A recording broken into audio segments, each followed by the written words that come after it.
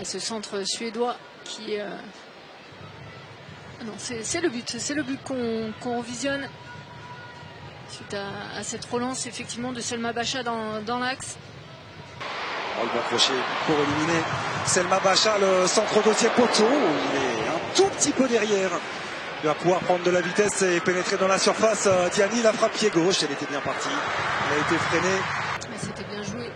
Cet appel de Diani sur le côté en profondeur. Elle a préféré choisir axe pour tenter sa... Concerner un petit peu tout son groupe. Frappe de Dali, c'était un petit peu présomptueux. Pas mal d'anciennes Montpelliéraines également dans cette sélection suédoise. Avec Sundbrandt.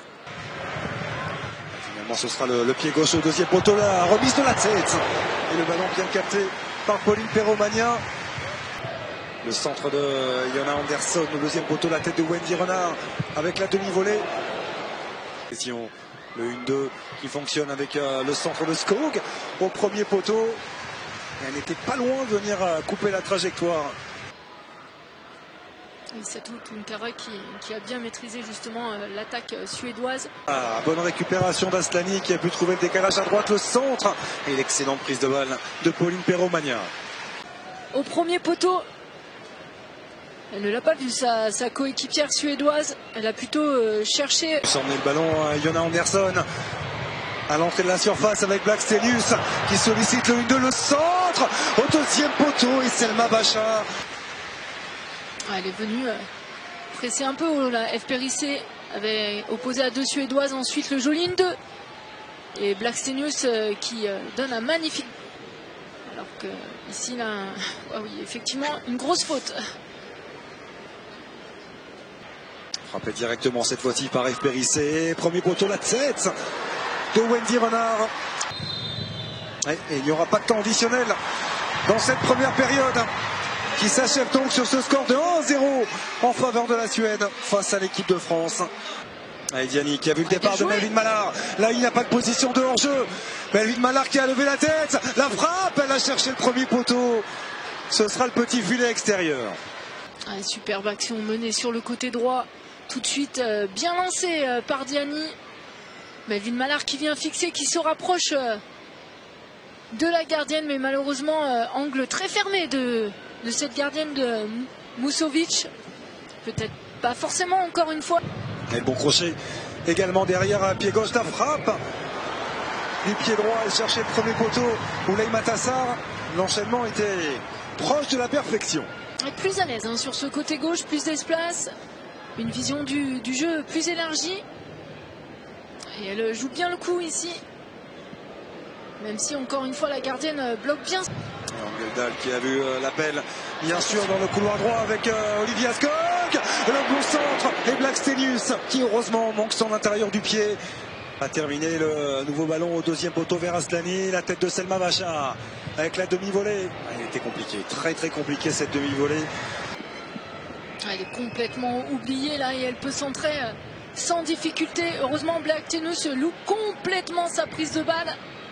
Et c'est le plus dangereux quand on a une joueuse qui arrive lancée comme Eriksson. Elle arrive avec de la puissance, de la vitesse et... Pour travailler une nouvelle fois ce ballon, c'est fort au deuxième poteau. Le coup de tête hors de portée de Pauline Perromagna.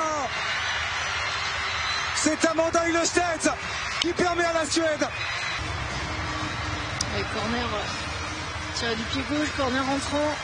Une densité de joueuses. Et Ilestedt, on le sait, on connaît ses qualités aériennes. Elle vient prendre le dessus sur Tunkara qui est battue. Aïssatou Tunkara est battue. Wendy Renard aussi, légèrement trop courte. Plus de 6 ans.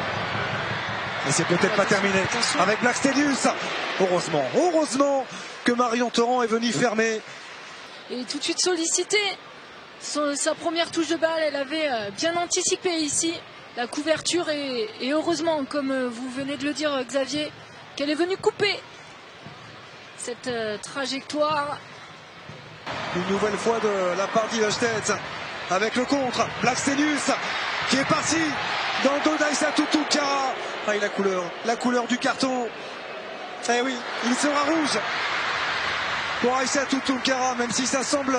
Elle vient toucher le pied d'appui.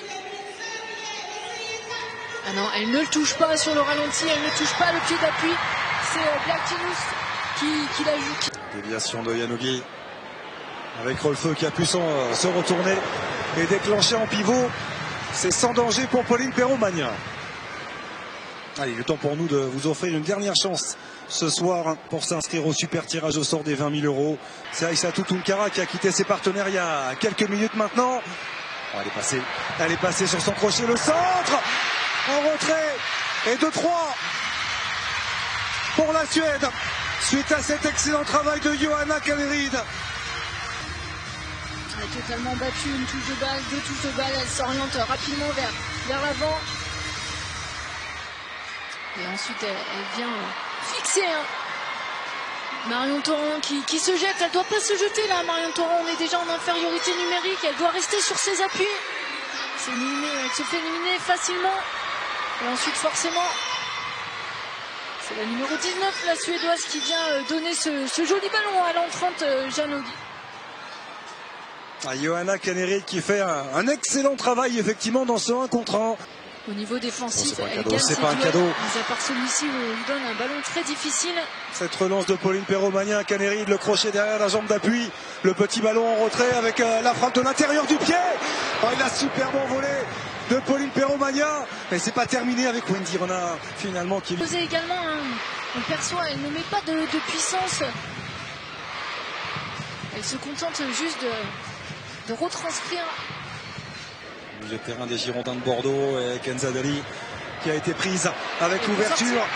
Elle est sortie, Pauline Perromagnin. Quand on est gardien, parce qu'une fois qu'on est sorti de sa surface de réparation, attention l'enchaînement. Et la claquette sur sa barre transversale. Un équilibre de rythme de jeu plus intensif. Et on n'en doute pas, ça va venir côté français. Il y a eu de bonnes choses, bien sûr, du côté de l'équipe. Préparé. Voilà, Marion Torrent, la perte de balle. La perte de balle de Marion Torrent avec Rolfeux. Ouais, c'est touché. Et ça termine au-dessus.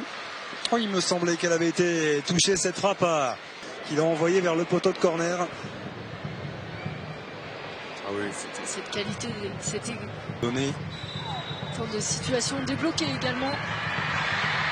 Et c'est terminé. La joie des 16 000 personnes présentes ce soir ici, dans cette gamme-là, Ullevi Arena de Göteborg. La Suède s'impose 3-0 face à l'équipe de France. C'est du travail bien fait de la part des Suédoises avec beaucoup de rigueur, beaucoup d'application.